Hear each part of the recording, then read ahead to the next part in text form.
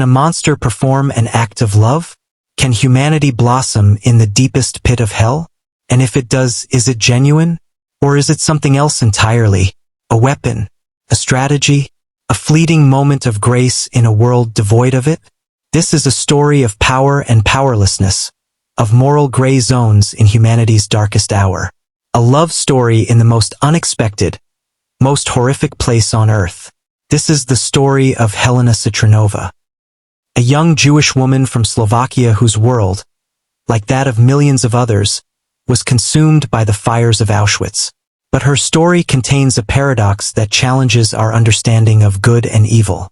It is the story of how she survived, not just through luck or resilience, but because a Nazi SS guard, a man who was part of the machinery of mass murder, fell in love with her.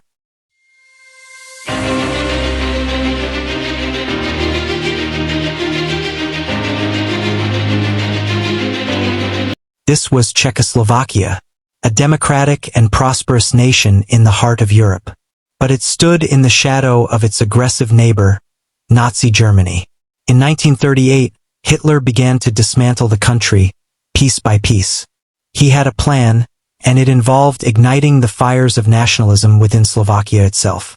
He found a willing partner in Monsignor Josef Tiso, a Catholic priest turned politician. In March 1939, Tiso declared an independent Slovak state. It was not a nation conquered by force, but a client state, a willing puppet, born from a deal with the devil. And this new state had its own enforcers, the brutal Hlinka Guard. Modeled on the Nazi SS, the Hlinka Guard was a paramilitary force of Slovak fanatics. They eagerly embraced fascism and became the face of terror for their Jewish neighbors, long before the Germans were in full control. The hate was homegrown. Then, in September 1941, the Slovak government formalized this hate. It passed the Jewish Code, one of the most vicious sets of anti-Jewish laws anywhere in Europe.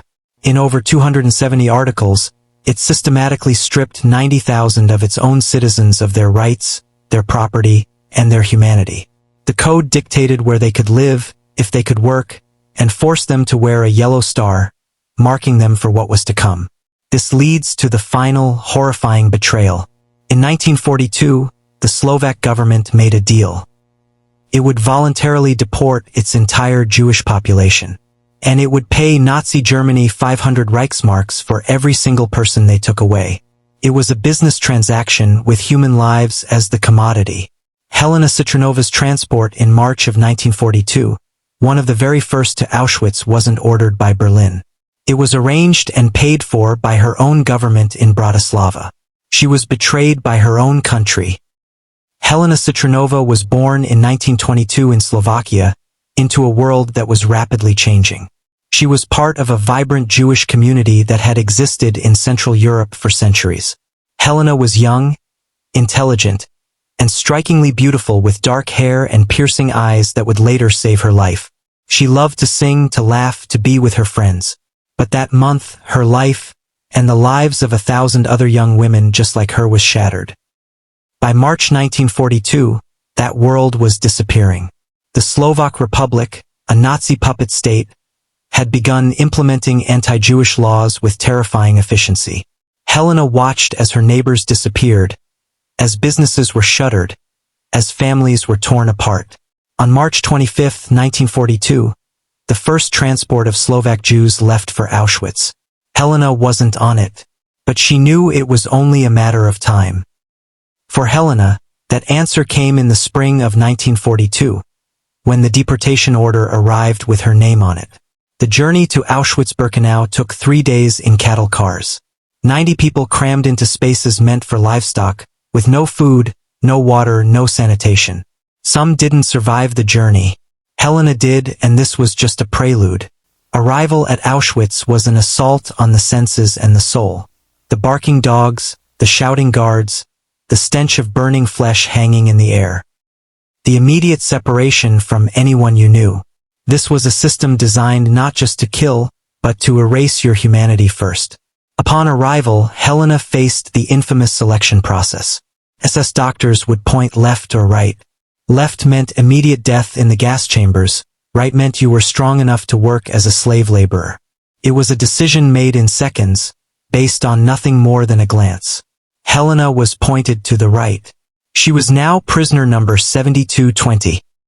Helena was assigned to one of the most surreal and psychologically torturous work details in the camp, the Kanada Commando. Here, she spent her days sorting through the last earthly possessions of her fellow Jews. She would hold silk dresses, look at family photographs, find children's toys, and smell perfumes from a world that no longer existed, all while knowing their owners had been turned to ash just a few hundred meters away. It was a place of relative privilege. You might find a scrap of food, but it was also a place of constant, intimate connection with the dead. Life in Auschwitz was designed to break the human spirit before it broke the human body. Helena was in the women's camp, where prisoners lived in overcrowded barracks, slept on wooden bunks without mattresses, and survived on watery soup and pieces of bread that barely constituted 500 calories a day. Disease was rampant. Death was constant. Guards would beat prisoners for sport, for breaking arbitrary rules, or for no reason at all. For months, Helena survived on the edge of a razor blade, living in daily terror. Then came a night that would change everything. A group of SS guards were having a drunken birthday party for one of their own. For entertainment, they demanded one of the Jewish women sing for them. Terrified, Helena was shoved into the middle of the room. The man whose birthday it was, a high-ranking SS staff sergeant, looked at her and gave an order, "Sing." His name was Franz Wunsch, an Austrian Nazi just 20 years old, the same age as Helena. To her, he was indistinguishable from the other brutal guards who wielded the power of life and death with casual cruelty. To refuse his order was to die. So, with a trembling voice, Helena began to sing a German love song she happened to know, Liebe war es nie, meaning, it was never love. As she sang, a strange silence fell over the room. Her voice, clear and pure, cut through the barbarity of the barracks. It was a sound of beauty in a place designed to extinguish it. When she finished, there was a pause. Wunsch didn't shout or mock her. He simply said, "Sing it again." The next day, Wunsch found Helena in the Kanada barracks. He approached her, passed her a box of cookies and unimaginable luxury, and walked away. Inside, Helena found a note. On it were written the words that would seal her fate. Ich have Michigan in Dike Verliet, meaning, I have fallen in love with you. Helena was horrified, repulsed.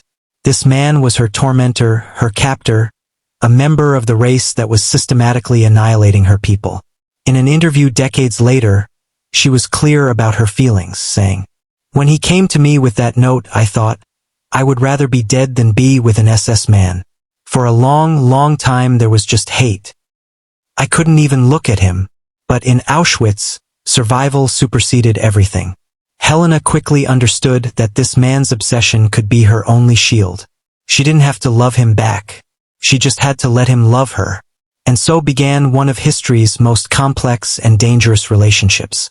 The relationship developed slowly, carefully. Wunsch began smuggling food to Helena, sometimes bread, sometimes fruit, occasionally even chocolate. In a place where people died from starvation, these small acts of kindness were literally life-saving. But it wasn't just about food. Wunsch began to share news from the outside world, updates about the war, information that gave Helena hope that this nightmare might someday end.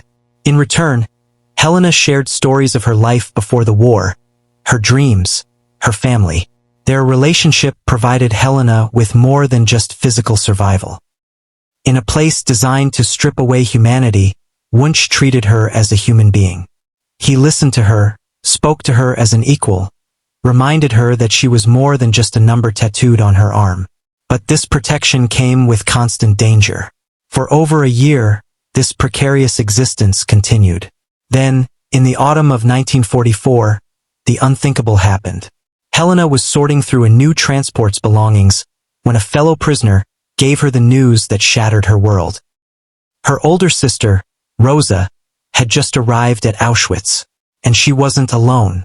With her were her two small children, 9-year-old Aviva and her newborn. Helena knew what this meant. A mother with young children was an automatic death sentence. They would be sent directly from the train to the gas chambers. There was no appeal, no reprieve. The system was absolute. Overcome with a desperate, primal need to save her sister, Helena did the only thing she could. She broke all the rules. She ran to the gas chamber and first pleaded with the SS guards to spare their lives. When they refused, Helena begged them to kill her too.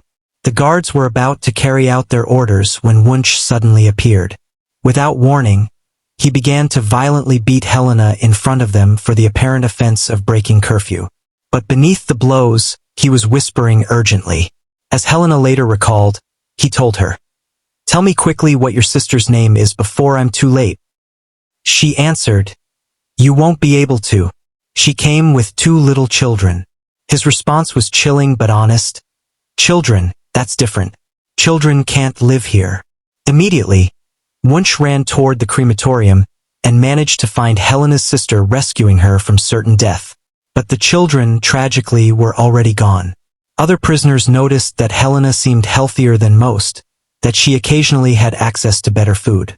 Some suspected collaboration. In the brutal hierarchy of camp life, any perceived advantage could make you a target. Helena had to be incredibly careful. She shared what she could with other prisoners when possible, but she couldn't share too much without revealing her secret, a secret that would get both her and Wunsch live. Meanwhile, Wunsch was under constant scrutiny from his superiors. SS guards were expected to maintain absolute racial purity and unwavering loyalty to Nazi ideology. Any sign of racial contamination or sympathy for prisoners was met with severe punishment. The historical record shows that several SS guards were executed for having relationships with Jewish prisoners. Wunsch knew this. Helena knew this. Yet their relationship continued. On January 27, 1945, Soviet forces liberated Auschwitz-Birkenau. Helena Citronova had survived nearly 3 years in hell. Of the approximately 1 million people unlived at Auschwitz, she was among the roughly 7,000 prisoners found alive by liberating forces. Franz Wunsch fled with the retreating German forces. After the war, Helena and her sister Rosinka attempted to return to their home in Slovakia. Wunsch's final act of help was to give both sisters warm, fur-lined boots for the journey. When they arrived, they found their once thriving Jewish community completely destroyed. In the years that followed, Wunsch searched for Helena persistently, sending her repeated letters. In one, he wrote, "Then we will be together and keep the many promises we made each other. How completely different it would have been if we had won the war." Helena never responded. Within a year of her liberation from Auschwitz, she married a Zionist activist, and the couple moved to Israel. One of her relatives eventually wrote to Wunsch, demanding that he stop contacting Helena. The letter made it clear that Helena could not be associated with Nazi criminals, and reminded him that the blood of her little niece and nephew whom he allowed to be murdered will never be washed off your hands. Wunsch later returned to Austria, where he married and started a family. In 1972, he was put on trial for war crimes. Witnesses testified to his cruelty, describing his sadistic behavior, the brutal beatings he inflicted, and how he personally took part in the killings of Jewish prisoners. He had selected which Jews would be sent to the gas chambers and which would be spared for forced labor. Wunsch apparently never hid his obsession with Helena from the family he built after the war. His wife even reached out to Helena, pleading with her to testify on Wunsch's behalf. Helena was torn. How could she, a survivor, speak for a Nazi in court? How could she face the judgment of her fellow survivors? But how could she deny the truth? This man, this monster, had saved her life. He had saved her sister's life. She made her decision. She would go to Vienna. She would testify. She traveled to Vienna and testified in court, recounting both the kindness Wunsch had shown her and the brutality she had witnessed him inflict on other Jews. In the end, Wunsch was acquitted. The judge made it clear that Wunsch was not innocent, but explained that the statute of limitations on war crimes in Austria at the time prevented a conviction. Helena lived until 2007. She spent her later years speaking about her experiences, ensuring that the stories of Holocaust survivors would not be forgotten.